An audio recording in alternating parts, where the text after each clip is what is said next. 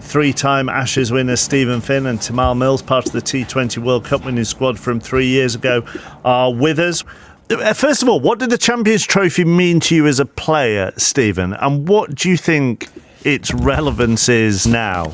Well, I think you get the best thing about it actually was that when you win it, you get a white jacket made for you with ICC Champions Trophy winner. Yeah. If you look at all of the winners that have ever made the Champions Trophy, you get fitted up. So we got to the final in 2013 against India, and we were on target to chase it down. So the white jacket was very much in my sights. But the day before, a tailor comes, measures you up for these jackets, and every player gets their own individual jacket made in this white silk material for you. So when you lift that Champions Trophy, you get the white jacket and keep it forever. That's what it means to me. But then if you don't, then your measurements are just consigned to history. Well, that's it. I need to get in touch with that tailor and maybe he can let it out a bit and I can wear it soon. But yeah, it's a funny one, isn't it? Because in reality, it should be the absolute pinnacle because it's the 8 best teams according to the rankings in the world playing against each other. So you would think that in some regard it would be more prestigious than a World Cup, but it's just not. It doesn't have the same magic, I don't think, doesn't have the same history, the same story. It feels as though it's just an opportunity for the best teams to play against each other in a year where there's no other men's ICC tournament. Yeah, but although there have been times, Tymal, where actually it has felt more enjoyable than a World Cup, partly because sometimes it depends on what the incarnation of the World Cup is at the time. But, you know, sometimes when those World Cups have lasted for 6 weeks, the Champions Trophy has kind of been a bit of a blessed relief, really, because it's shorter and not as convoluted.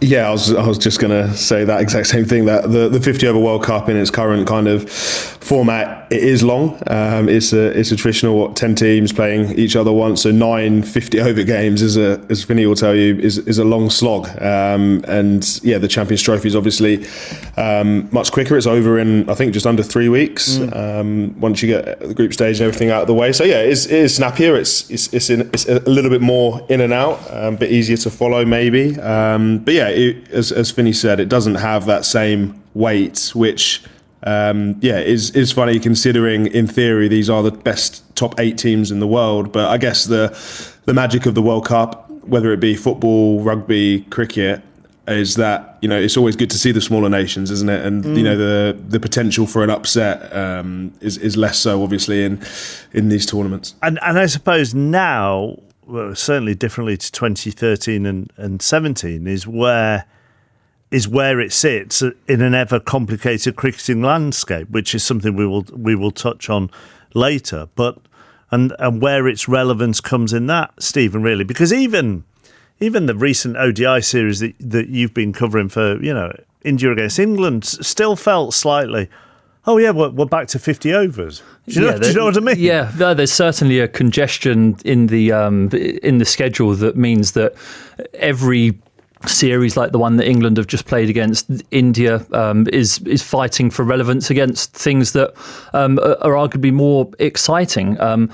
I personally, and I was petitioning for this during the 50 over World Cup in 2023. I think the format should be changed to 40 overs a side. I think that is a game that me and Tymal, when we were growing up in the early days of domestic cricket, 40 over cricket was so exciting to play. Yeah. I think it's a much better format, and I think that the 50 over format should be changed to that, especially for those bilateral series that can feel as though they drag on. Tymal? Yeah, I agree. I said my introduction to professional cricket was through the old Pro 40, and it was a genuinely. It was that perfect balance between, you know, maybe the people that want to see a bit more cricket than T20, but you lose that 10 over kind of lull period in the middle, and it's only one ball used as well for 40 overs, so reverse swing comes into it. You didn't see the huge scores that you obviously see now, because by the time, you know, especially if you play in certain parts of the world, after 15, 20 overs, that ball would be an absolute dog ball. But so it makes it harder for hitting. Reverse swing comes into it. The bowlers are kind of always interested. It was a really enjoyable format. It didn't take too much out of you. I know it might sound silly, the difference between 8 overs and 10 overs isn't an awful lot, but once you combine that with 10 less overs in the field as well, it does kind of conduce itself to a bit more exciting cricket, I found anyway. It was it was a really good format. I'd love to see it brought back, and any player that played in the Pro 40, I don't think you'll find too many that say that they didn't prefer it over the 50 over format. What was that? It's ridiculous. I'm at that age where I can remember everything from sort of the 1980s. You remember the 60 over aside, Chappers? Yeah, no, I do remember. I do sometimes remember that odd 60 over final that there was. I mean, which was utterly ridiculous. But 40 that Sunday League, that 40 over Sunday League was just the best thing in the 80s. Really, what was it? Was the Pro 40 a league or a cup? I can't remember. It was a league. It was a cup, but also Holland. You had Holland. Sorry, Finney. You had Holland and Scotland also played in it. So I know at Essex, we got a trip to Edinburgh and Amsterdam every year as well. Now we know. Now we know. Don't tell them that tomorrow. But obviously, that's just a great. As we all know, that's a great way to grow the game. Absolutely. Get the Netherlands and Scotland. But like in all seriousness, it was. I'm sure those guys would welcome that. They'd love the chance to come and play county cricket, wouldn't they? Even if it's just in one competition. So you were split into two, maybe 3 groups, I think, Finney, and then Holland and the Unicorns. They were a team that used to play in that competition as well, who were like a trialist team. They got an opportunity to play against the first class teams as well. So I think maybe 3 groups were split up into, and you do a little round robin and then onto the knockouts. England are in with Australia, South Africa and Afghanistan, and their first match is on Saturday against the Aussies. Pakistan, New Zealand, India and Bangladesh are in the other group. So they're the 8 best men's teams in the 50 over format. There's no West Indies. There's no Sri Lanka. And having watched the India series, Stephen, I'll start with you.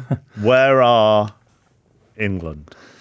Well, I mean, clearly not quite where they would like to be. I think that's probably a bit of an understatement. They'd have wanted some momentum, especially in those 50 over games coming into this series, especially with a new coach in Brendan McCullum, who will be trying to implement the way that he goes about it. Not necessarily the style of cricket, because England have looked to play on the front foot since 2015, but freeing up the players from the pressure of what playing for England can bring. I think that's what the element to the team that Brendan McCullum is looking to bring. The one thing I would say, and it's been very easy for an England fan or someone who had to endure all 8 of those games as I covered them whilst you're watching it, is that the pitches are going to be very, very different in Pakistan to what they were in India. In India, they were a touch sticky. The spinners had a complete hold over England in that middle order, and the passages of play would be England would get a flyer, the spinners would come into play,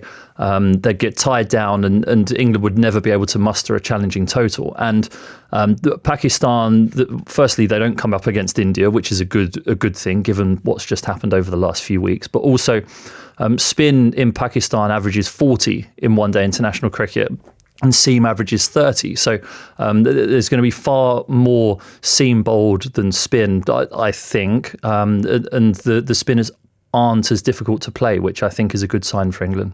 Therefore, England's willingness to use their seamers and try their seamers in India has a longer...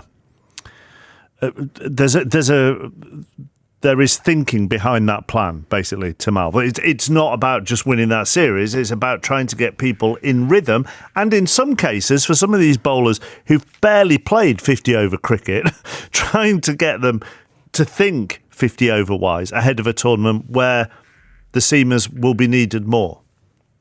Yeah, I think so, and I think what Finney said again was correct about the pitches in Pakistan. Having been there myself the last few years for T20 cricket, they are flatter in general. The pitches, they don't offer an awful lot.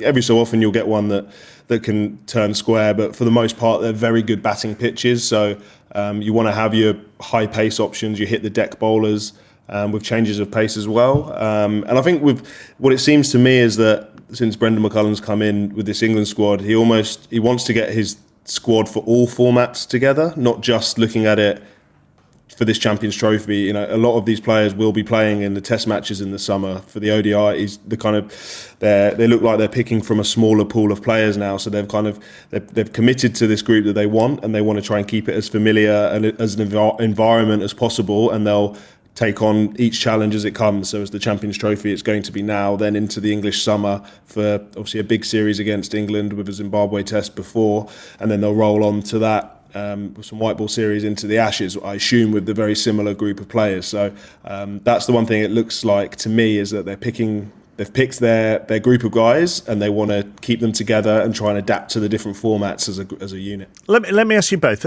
Park fitness and so on and everything aside, what would be the biggest challenges for you two as bowlers if you'd played a lot of T20 cricket or Test matches to play 50 over cricket if you'd barely played it? I'm thinking someone like Gus Atkinson, for example. But I sort of had a question for Tamal off the back of that. I think it's very challenging to flip between formats, but the way that England selected their squad, it was just one group of bowlers that are going for the whole time in the T20 format and the 50 over format. Tamal's someone who now just plays, for physical reasons, just plays T20 cricket. Those games are so far apart. I think it's even more difficult to flip, not just between Test and white ball cricket. I think there's a massive differentiation between 50 over cricket and T20 cricket now. Is that fair enough to you?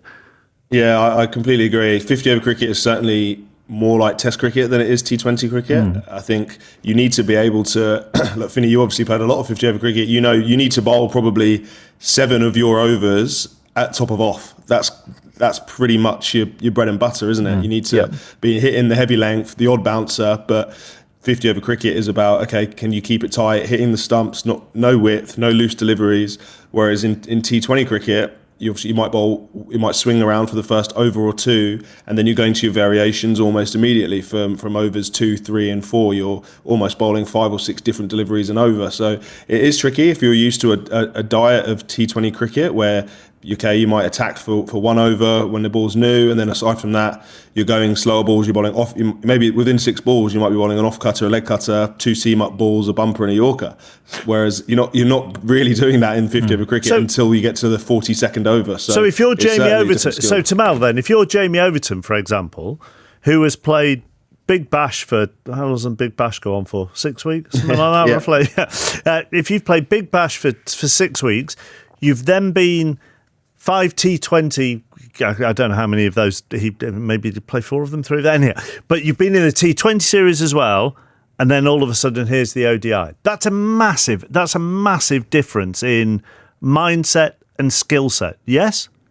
Yeah, definitely. And I'd assume, I don't know, but I'm assuming he probably wouldn't have bowled 10 overs in a day for a while as well. You build up, you might think, okay, I've got an ODI series coming and I'll probably bowl 6, 7, 8 in training. It's not, Finney, tell me if I'm wrong, but you don't really test yourself actually with that full 10. You kind of get yourself, okay, I'll bowl 6, 7, 8, and then I'll just back myself to get through the next 2 as well. So yeah, there's physical demands that are on it as well, and it is completely different. As I say, it's a different game. There's different tactics. You've only got 4 fielders outside of the 30-yard circle for a decent chunk of the innings, as opposed to having 5 out straight away after the power play in T20s. So it's something that we've spoken about for the last few years, how we don't play any 50 over cricket, and we have to bear that in mind when guys do go out onto the international stage, I guess. But it's a massive difference, isn't it, Stephen?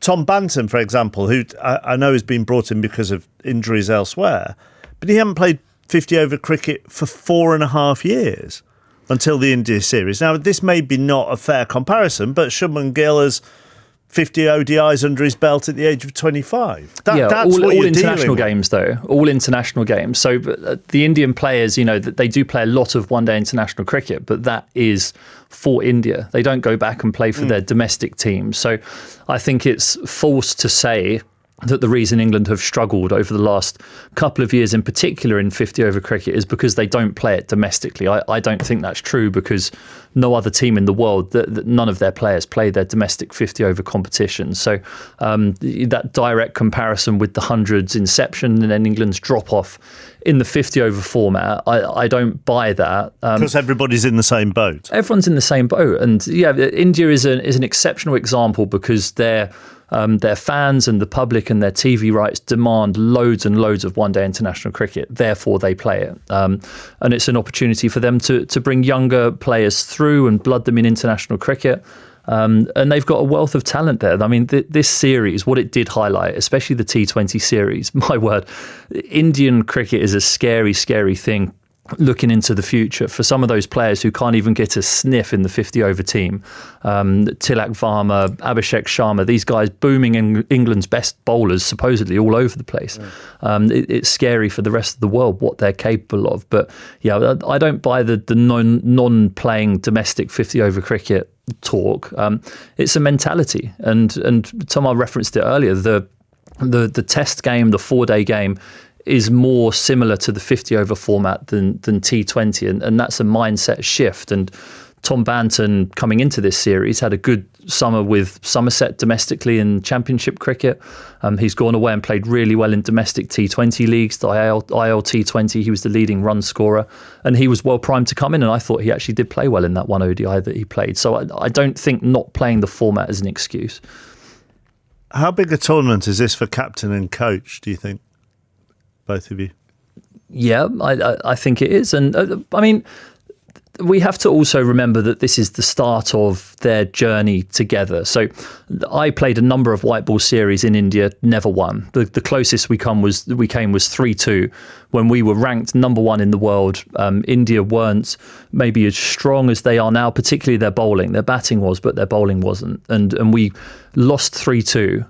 And we came home thinking, wow, we were close there. We did really well. And we were a good team. So to expect England to go there with a new captain and coach, with a team that was pretty unfamiliar with each other, to expect them to go to India and beat India, I think was far-fetched. And I think that they're going to need time to be able to gel together in order to work out how each other works, how to get the best out of each other, and then to pick exactly the players that they want for each format. So it is big because it's an ICC tournament, but is it the be-all and end-all? I don't think so. Yeah, I agree. And I think Joss and obviously Baz in particular, that I'm sure they're very secure in where they're at. I don't think they're going to have Rob Key and the ECB higher-ups breathing down their necks. They know that it's a big year and they'll probably be judged on the year as opposed to this Champions Trophy, obviously with the huge test series against India in the summer and then the Ashes at the back end. That's what you judged upon. I think there'll be a review, as there always is, I'm sure, come next January. It's called for the review already. That's an early call. I'm not calling for it, but obviously at the end of every Ashes there always is, isn't there? So yeah, I don't think they'll be coming into it thinking, okay, we have to win for the sake of our jobs. I think that's important. They know that they're the men in charge of doing the job in this particular format, and obviously as with regards to McCullum, he obviously does it in its entirety now. So they'll just be looking at tournament play and to have the big players step up in those big moments, and England obviously have that. They have the players in the squad that can produce that. Nobody doubts that. It's just whether they can do it for long enough, as Josh said in interviews at the end of the India series. Can they be good enough for long enough, and can maybe some of the more inexperienced players maybe come up a gear or two when it matters most in the tournament?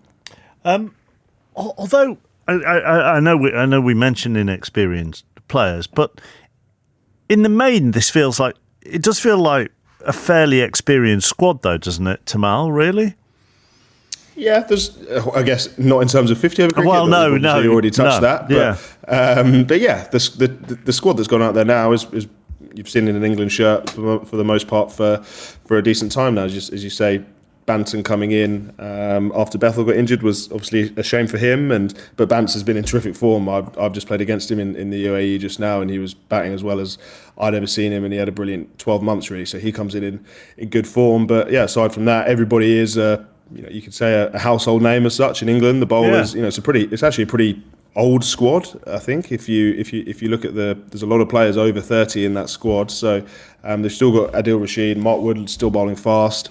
Joff's bowling well and backing up games, which is great as well. So yeah, it's not an inexperienced squad. They won't be going into it nervous. I don't think they won't be going into it overawed. The majority of this team have played IPL, have played in World Cups, have played in franchise tournaments around the world. So they'll go into it knowing that they can do it. It's just, as I say, the 50 over cricket it just does test you. It's how long you can do it for, and that'll be the real test for England. I know conditions are obviously going to be different in this tournament compared to what we've just seen in India, as you've spoken about, Stephen. But what do you want to see them do here that they didn't do in India? I think play with intent, but smart intent, and I think that there's this really fine balance, especially in 50 over cricket, where there's an overstepping of the mark that leads you to recklessness, which I think can cause collapses against good bowlers who have the opportunity to bowl a decent spell. It's not just see off one over and that's him done. You have to see off 3 or 4 overs. If a bowler's in rhythm, they can bowl a 7-8 over spell. It's not a problem in T20 cricket, especially spinners. So it's picking and being smart when to attack, because clearly this team's natural instincts and the way that the coach and captain want them to play is to play on the front foot. Not literally, but metaphorically on the front foot. You'd have trouble playing a few of those quickies off the front foot. But they want to play metaphorically on the front foot, but you have to play smart in 50 over cricket. And with the balance of team that they chose in the last couple of ODIs, with 6 batters and 5 bowlers, it leaves you short on the batting front. So then the onus is really on that top order, where if you get a start, you make it count.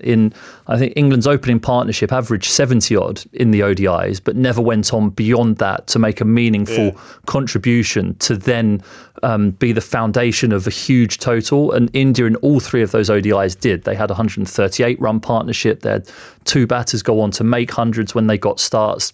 It's those contributions that really matter in 50 over cricket, I think. So, to take the positives from the series in India, because there were some, but build on those and take them forward. Where do you both stand on this training shenanigans?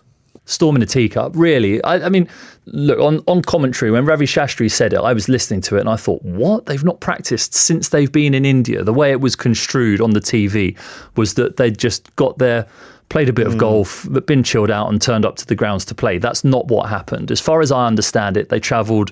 They travel a lot throughout the series, but they practiced before every single one of the T20s, as you would normally. They practiced before the first ODI, as you would normally, but they opted not to for ODIs 2 and 3. And I don't see that as a problem, because I've been on long, horrible tours in places where you just feel like you're at the cricket ground the whole time. You're going to training, you're compounding bad decisions that you're making out there on the pitch. And you've got an ICC tournament in 10 days or so from the end of that series to then go and compete against completely different set of teams, set of bowlers. So opting out of training and trying to be fresh as opposed to fatigued mentally going into that ICC tournament is something that I don't really have a problem with. And they had injuries. Yeah, I agree. And for context as well, travelling in India in particular is more arduous maybe than in other places in the world. A lot of the airports, for example, could be a good hour, 2 hours sometimes outside of the hotel or the ground where you're at. When I was playing IPL, you fly into a city and then you sat on a bus for an hour and a half if the traffic's particularly bad, and then you get to your hotel. The last thing you want to do physically and mentally is go in training. And then even if you have an optional session the next day, I think a lot of these players that we spoke about are quite experienced now. They've played a lot of franchise cricket. They should know how to manage their bodies. We're all adults. The times have changed from, certainly I know when Finney was younger and playing for England, there weren't many optional sessions, I'm sure, but now they are optional, and players are trusted to make their own decisions. And speaking as bowlers, you don't want to be, if you know you've got a 50 over game, and those 50 over games, by the way, in India were hot. There was, pushing 40 degrees. You've got a really hard day coming up. Do you need to go and bowl 5-6 overs in the nets the day before just to kind of tick a box? Probably not. Do you know what? I'm sure and that sort of decision a lot of guys made. And that was going to be my next question to you both. And you first, Tamal, is not what is the point, but what are the purposes of training sessions when you are in the middle of a white ball series like this? Is it literally rhythm? You know, you can't ask one of your batsmen to say, right, I want you to, for this over, bat as if you were one of the opposition. Can you? I mean, no. It's just simple, miles in your legs, get your arm turning over, etc.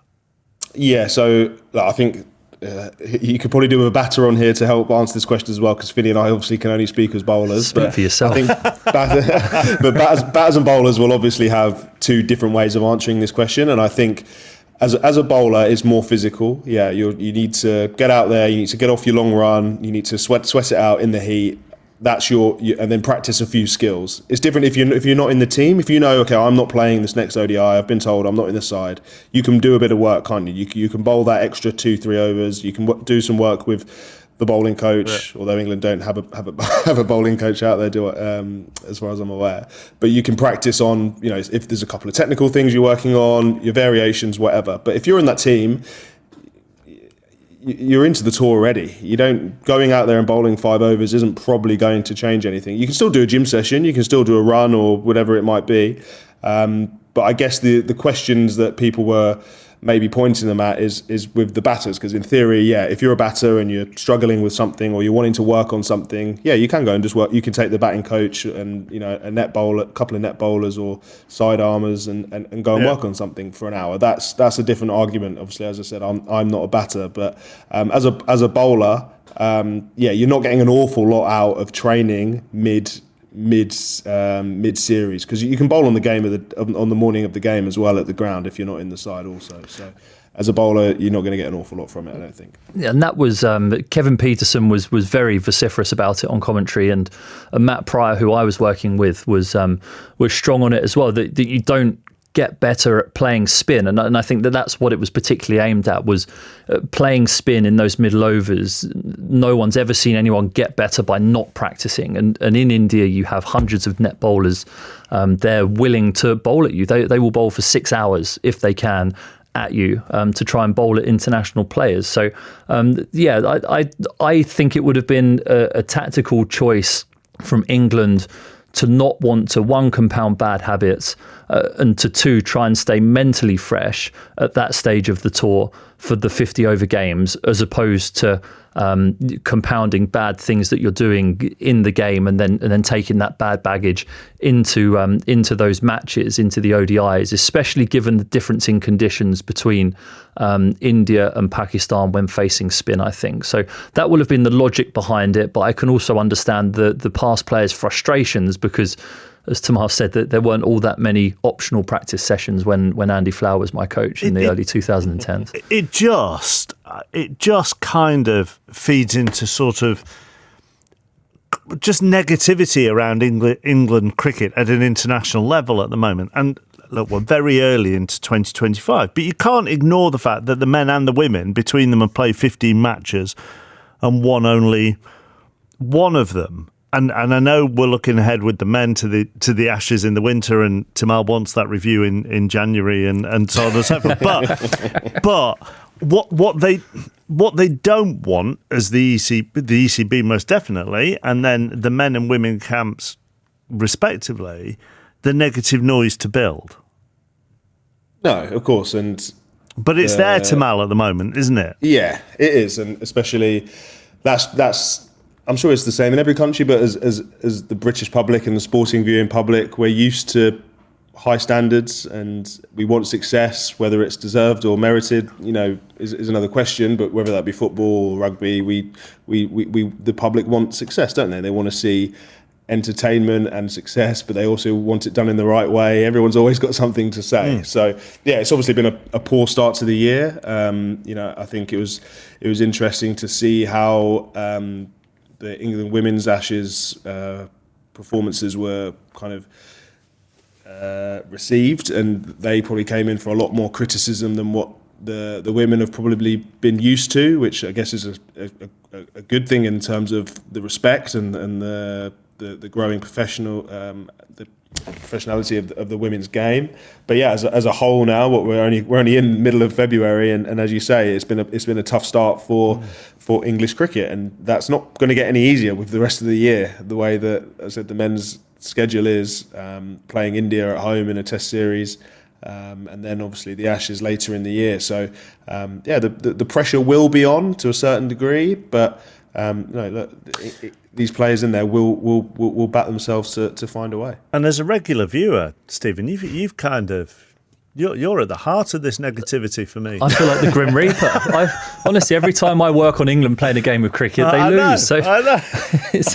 It's not been an ideal start to the year, has it, for both the teams? But the positive thing is, or the good thing is, it can only get better. And actually, this Champions Trophy against different teams, Australia, who are going through their own turmoil, and those couple of other group games will give England the opportunity to springboard something for themselves. And as I think Ben Duckett has been referenced this week in the press, saying we didn't care what happened in India, it only matters what happens in the Champions Trophy in Pakistan. He sort of has a point, because if they do go far in the tournament and they do win it, and they play in the manner that we know that McCullum and Butler and those guys can play in, then everyone forgets about what's happened in the last 6 weeks. It's the first time in nearly 30 years that Pakistan has hosted an ICC event. It is, however, a hybrid tournament. India didn't want to travel to Pakistan because of political tension, so they're going to play all their matches in Dubai, and that will also include the semi-final and final if they get there. Let's head out to Pakistan and we'll get the view from TMS's Atif Nawaz and Henry Moran. Well, hello from Karachi, where we're 2 days out from the start of the Champions Trophy. The tournament opener sees the hosts Pakistan up against New Zealand. It is a short and sharp competition. 8 teams, 2 groups of 4. And the top 2 from each group qualify for the semi-finals. Atif Nawaz will be here with the Test Match Special team commentating on the competition. And Atif, 6 years ago, Pakistan was still at the end of a 10-year hiatus without hosting any international cricket. It's quite the thing to now be hosting an international tournament, albeit some of it is in the UAE. It is, but hosting an ICC tournament is always very, very special, and Pakistan hasn't had the opportunity to host one since 1996, when they hosted the 50 over the ODI World Cup, the Men's World Cup in 96, which Sri Lanka won. Well, they won that famous final in Lahore. So there's a lot of excitement here in Pakistan. There's this eagerness to welcome everybody from around the world for all these matches, and fever pitch around the games, and tickets are so hard to come by. Hot commodities, they're selling for a lot more than the list price, I can tell you that. So very excited to be here. It's a wonderful atmosphere and can't wait to get cracking. I mentioned how long it had been, that gap between Pakistan hosting any international cricket. I mean, did it seem inconceivable we'd be at this point? It did seem like a long shot. I mean, I remember when the Sri Lankan team became the first international team to tour Pakistan again, and of course they were the last ones before there was that hiatus that you mentioned. Security issues have plagued Pakistan, perceptions, fair and unfair, have plagued Pakistan, but they've managed to recover really well.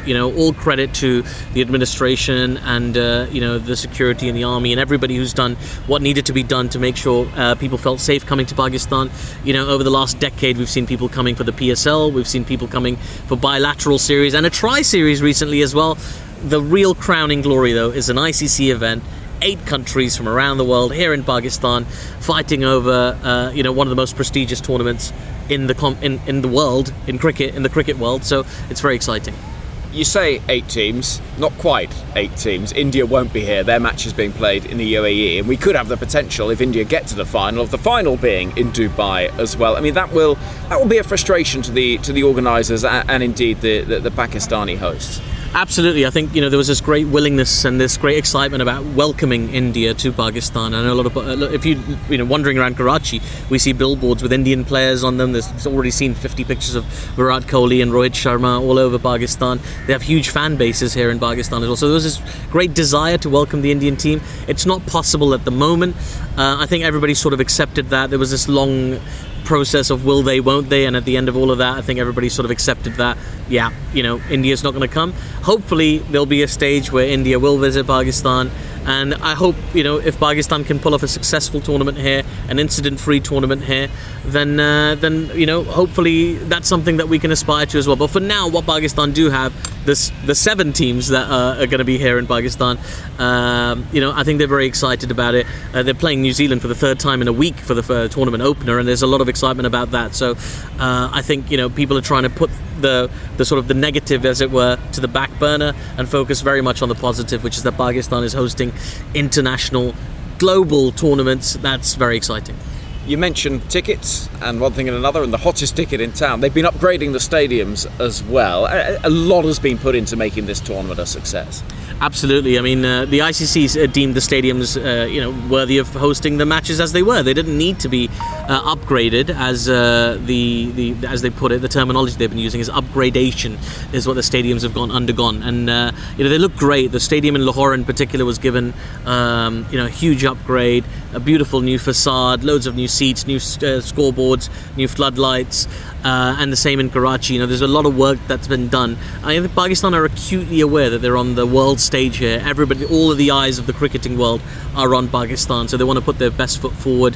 They've done this process in record time as well, 117 days, I think, to get both stadiums renovated. There's been minor renovations at the Rawalpindi Cricket Stadium as well. So, they've got all dressed up.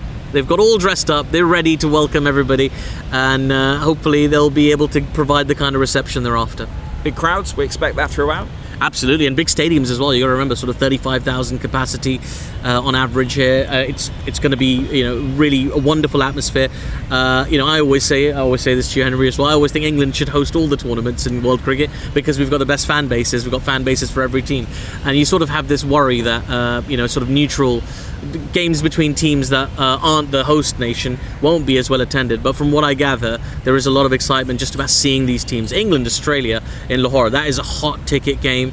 And all of the teams, in fact, that are playing. I think a lot of people are missing the West Indies as well. People would have liked to have seen the West Indies and Sri Lanka in the tournament, but only 8 teams can play, and they're all very close as well. So it could be a close competition. It is a short and sharp format, as you say, and we still don't know where the final's going to be. With the way India's been playing lately, it could well be in Dubai, but I think there's about 250 million people in this country hoping they'll get the final in Lahore. Yeah, promises to be a brilliant tournament. There's a real buzz here in Karachi, 2 days away from the start of the Champions Trophy, that opening game, Pakistan against New Zealand. Every ball of every game of the tournament available to listen to with Test Match Special on BBC Sounds. Henry Moran and Atif Nawaz there. I mean, as I said, Tamal, it is 30 years since they hosted an ICC event. And if they do turn up for games involving the other countries, and as Henry and Atif said there, England, Australia in Lahore will be a hot ticket. It will be some spectacle. Yeah, it will. And Pakistan's a country I've got to know really well. I've been there probably 5 times now, I think, over the last 5-6 years playing in the PSL. And yeah, they run a very, very good operation, and there's no stone left unturned. The security details, etc., are, you kind of have to believe them to see them. But yeah, no, the cricket there is a really high quality. As I mentioned earlier, the pitches for the most part are not great to bowl on, but they're pretty flat. They're pretty true, and they're conducive to run scoring. And the people, they love to see cricket. I was lucky enough to be one of the first kind of foreigners to go back when the PSL moved back there back in the day, and the excitement still is pretty much the same now as what it was back then. So the crowds are excellent there, as Atif said. They'll be desperate to see some of these big names back playing in Pakistan, and I think everybody deep down would like to see the final played in Pakistan. Maybe even with Pakistan in it, because it would be a special kind of return to international cricket coming back to. I mean, it would be terrible, wouldn't it? I mean, on the one hand, it would. If you got an India-Pakistan final, it would be off the scale, but it would equally be terrible as well that then wouldn't be in Pakistan, Tamal. I mean, they're the host nation.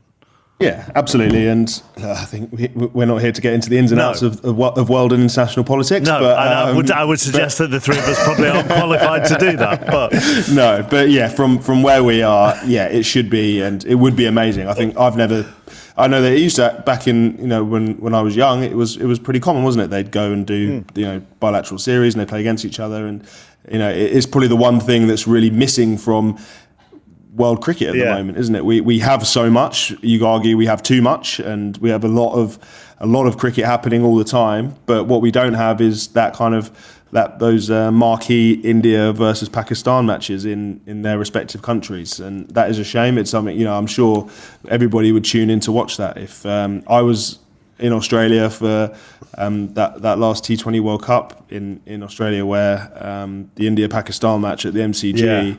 That was special. That was 90,000 plus people. You heard stories of people flying in from all over the world to come in to watch this game. The hotel that we were staying in, we were in Melbourne at that time, and kind of rich Indian businessmen flying in from India just to watch this one game. It was huge, and you imagine that obviously being played in their actual one of the home countries would be pretty special. As I say, as Tamal said, Stephen, we're not going to get into the political situations here, but India do get an advantage here, don't they? By they know where all their games will be, and we have had it before with ICC tournaments. Yeah, you're poking the cynic in me here, Chappers. Well, that's what I'm here to do. It's a funny old climate that we live in cricket at the moment, because in the T20 World Cup just gone in the Caribbean, India, before the tournament started, knew exactly where their semi-final was going to be. The final was always going to be in Barbados, but if they made it to the semi, they knew where it was going to be, and it was Grenada, which is a really particular place to go and play, really suited spin bowling. The same here. Teams are having to pick squads that cover 2 or 3 venues just in case, we end up here, we end up there, playing in different conditions. Whereas India could feasibly play all 5 of their games, their 3 group games, the semi and the final, on the same surface or on the same block of surfaces in Dubai, which is a huge advantage. And you've just come back from there, Tamal, so it will be different as well, won't it? Yeah, and as Finney rightly says, it's not even like they're playing in Dubai, Abu Dhabi, and Sharjah. The 3 venues that are in the UAE, they're playing every game at the main stadium, which I understand because it has the largest capacity and they can sell the most tickets. But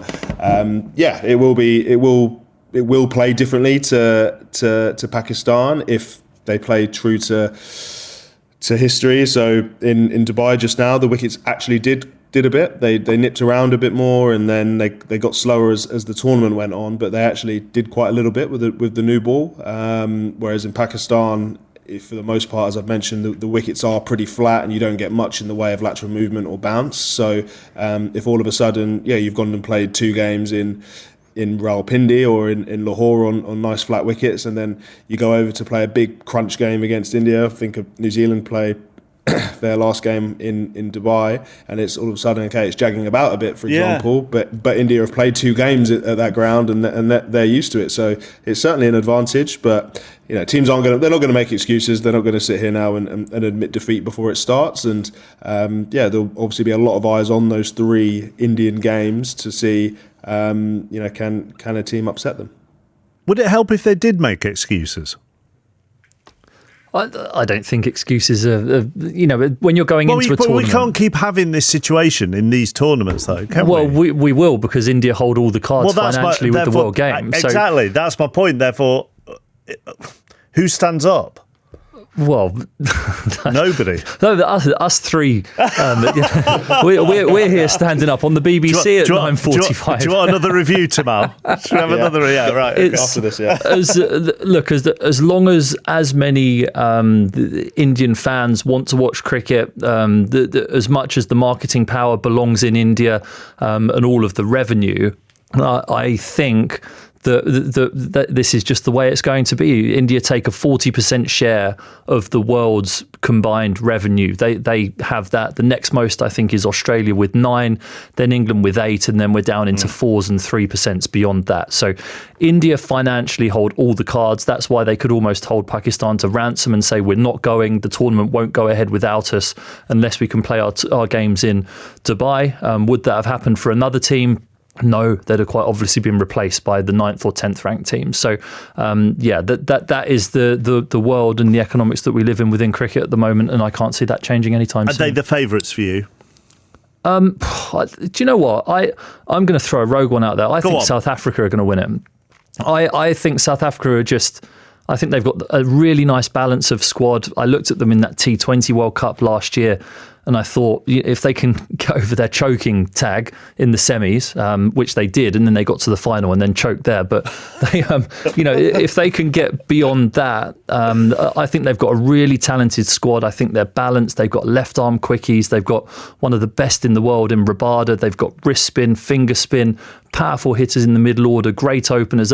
I would love to see South Africa win this. And also India, they're going to be up there or thereabouts, but they don't have Jasprit Bumrah, who is their trump card. In every tournament, in every massive game that they've played, they've been able to throw the ball to him, and he's changed the course of almost every game. He did it in the World T20 final to South Africa. He was single-handedly put his hand up in the series just now against Australia. He's injured and not there, so he's a huge loss. So South Africa to win it for me. Who are the favourites for you then, Tamal? Yeah, I think India are favourites for all the reasons that we've just mentioned. But I quite like New Zealand as well. And they've actually played a lot of cricket in Pakistan. They've toured there for the last couple of years. So all their players that have been on those tours are very familiar with conditions. And they've just played a tri-series and a warm-up game in Pakistan just now. So I've just pulled up their fixtures. Their last 4 games, they've won every single one of them. So they scored 330 and defended it. They chased down 308 against South Africa.